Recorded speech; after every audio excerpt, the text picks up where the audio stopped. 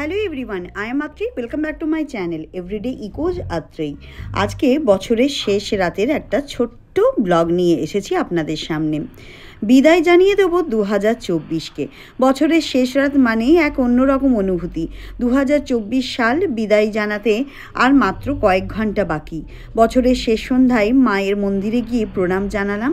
মাকে বললাম, মা, নতুন বছর যেন ভালো এবং সুস্থভাবে আমাদের কাটে, আর যারা আমাদের মুখের দিকে তাকিয়ে আছে তাদের মুখে যেন একটু হাসি ফোটাতে পারি। নিজেরা শক্তিশালী না হলে তাদেরকে কি করে ভালো রাখতে পারবো বলুন? তাই মনের মধ্যে এক অদ্ভুত খচখচানিও কাজ করছিল। আবার কবে আসতে পারবো মায়ের কাছে কে জানে। তাই মাকে জানিয়ে গেলাম যেন সব ভালো রাখে, আমাদেরকে সব কিছু ভালো করে দেয়, সুস্থ সবল আর সুন্দরভাবে যেন নতুন বছরটা কাটাতে পারি। মায়ের কাছ থেকে আশীর্বাদ নিয়ে আমরা রওনা দিলাম মেদিনীপুরের উদ্দেশ্যে। গাড়ির ঘড়ি তখনও বলছে রাত্রি 8টা। পৌঁছতে প্রায় 2 ঘন্টা সময় লাগবে। এবার কোনা এক্সপ্রেস ধরে আমরা বেরিয়ে যাব। কিন্তু এখন আছি দ্বিতীয় হুগলি সেতুর ওপরে। দ্বিতীয় হুগলি সেতু দিয়ে যেতে যেতে বেশ ভালো লাগছে। চারিদিকটা একটু কুয়াশা ছিল, আর তাই হুগলি নদীকে খুব একটা পরিষ্কারভাবে দেখতে পাচ্ছি না। এই হচ্ছে কোনা এক্সপ্রেস। কোনা এক্সপ্রেস ধরে একদম সোজাসুজি চলে গেলেই মেদিনীপুর। NH-16 ধরে যেতে হবে। চারপাশে নীল সাদা আলোয় সেজে উঠেছে শহরটা, বেশ সুন্দর। নবান্নকেও দেখে বেশ ভালো লাগছে। একদম নীল সাদাই জলজল করছে। নতুন বছরকে স্বাগত জানানোর জন্য চারিদিকে যেন সাজো সাজো রব। বাড়ি পৌঁছানোর একটা দারুণ তাগিদ ছিল আমাদের। কখন বাড়ি পৌঁছবো তাই ভাবছি। এই ভাবতে ভাবতে ঠিক বাড়ি পৌঁছেও গেলাম। আর বাড়ি পৌঁছানোর পর পেলাম এক দারুণ চমক। শাল পাতায় মোড়া, শাল পাতায় বানানো মাংস পিঠে বানিয়ে রেখেছিল মা। সেই কাঁচা শালপাতার গন্ধ আর তার সঙ্গে মাংসের স্বাদ এক কথাই ছিল অসাধারণ। জানেন, এটা আমাদের ট্রেডিশনাল একটা পিঠে, যেটা শীতকালে খেতে ভীষণ ভালো লাগে আর মকর সংক্রান্তিতেও তৈরি হয়।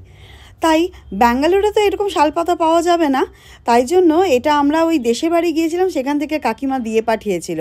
মা তাই বানিয়ে দিয়েছে। আর আমি ব্যাঙ্গালোরে ওই ছান্তাতে যেটুকু হয় সেই রকমভাবে বানাই।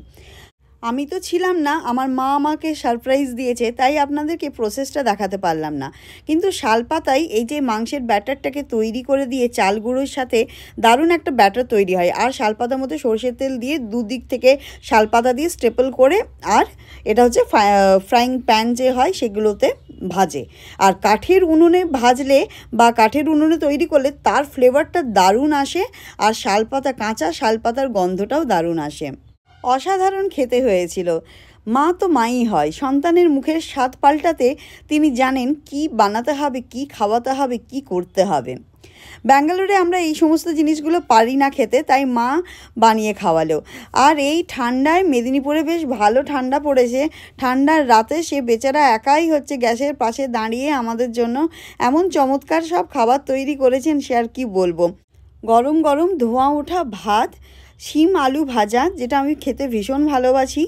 তারপরে তার সাথে ছিল ছোট চুনো মাছ, একদম ছোট ছোট কুচি কুচি করে, আর হচ্ছে বাটি লাউ চচ্চড়ি।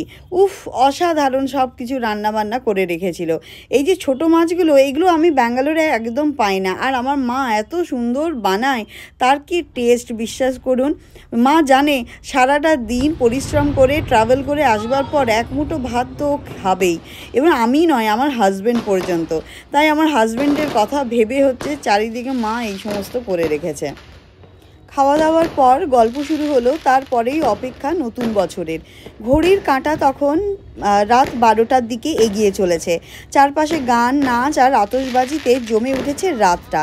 সবাই একে অপরকে নতুন বছরের শুভেচ্ছা জানাতে ব্যস্ত। মেসেজ করা, ফোন কল, সবাইকে উইশ করা, আর সবার সঙ্গে মুহূর্তগুলো, সুন্দর সুন্দর মুহূর্তগুলোকে ভাগাভাগি করে নতুন বছরকে স্বাগত জানালাম। আজকের দিনটাও বেশ সুন্দরভাবে কাটলো, আর আজকের দিনটা একদম অন্যরকম ছিল। এখানেই শেষ করছি আজকের ব্লগটা। একটা ছোট্ট ব্লগ আপনাদের সাথে শেয়ার করলাম। আপনারাও সবাই ভালো থাকবেন, সুস্থ থাকবেন। আপনাদের সকলকে নতুন বছরের অনেক অনেক শুভেচ্ছা রইল এভরিডে ইকোজ আত্রের ফ্যামিলির তরফ থেকে। সবাই ভালো থাকবেন, সুস্থ থাকবেন। আবার দেখা হবে নতুন ব্লগের সাথে, আর অনেক অনেক আনন্দে দিনগুলো কাটাবেন। Happy new year. আর যদি ব্লগটা ভালো লেগে থাকে তাহলে একটা লাইক শেয়ার সাবস্ক্রাইব অবশ্যই করবেন। আর দেখা হবে আবার নতুন ব্লগের সাথে। Tata bye bye, thank you so much.